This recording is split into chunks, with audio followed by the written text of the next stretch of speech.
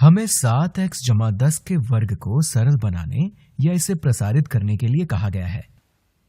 अब पहली चीज मैं आपको ये दिखाऊंगा कि वास्तव में आपको क्या नहीं करना चाहिए। ऐसे में अक्सर पहले से ही हमारी ये सोच बन जाती है।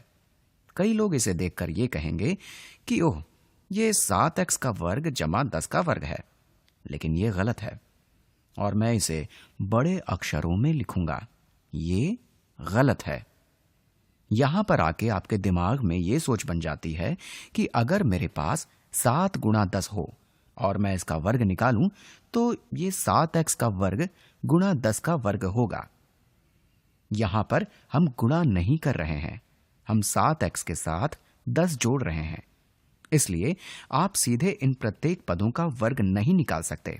मैं बस ये बात सामने लाना चाहता था कि ये पूरी तरह से गलत है, और ये देखने के लिए कि ये गलत क्यों है, आपको ये याद रखना होगा कि 7x जमा 10 का वर्ग बिल्कुल 7x जमा 10 गुणा 7x जमा 10 के बराबर होता है। वर्ग निकालने का मतलब ही यही होता है।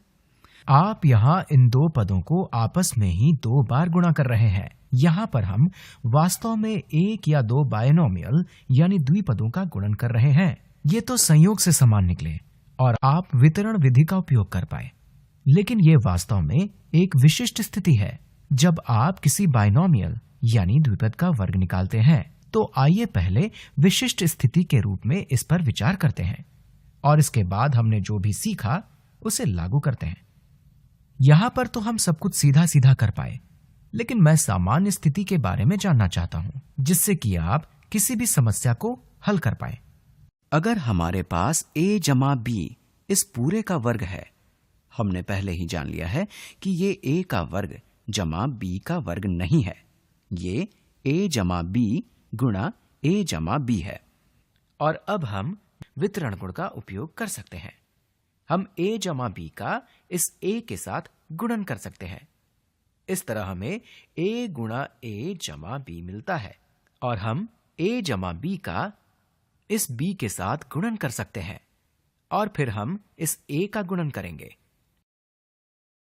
यहां पर हम देख सकते हैं कि a का वर्ग जमा ab जमा b गुणा a किसी अन्य ab के बराबर होता है, और मैं बस क्रम का स्थान बदल रहा हूं जिससे कि ये पहले जैसा ही रहे। धनात्मक b गुणा b के वर्ग के बराबर होता है। ये समान या एक जैसे पद होते हैं, इसलिए हम इन्हें जोड़ सकते हैं।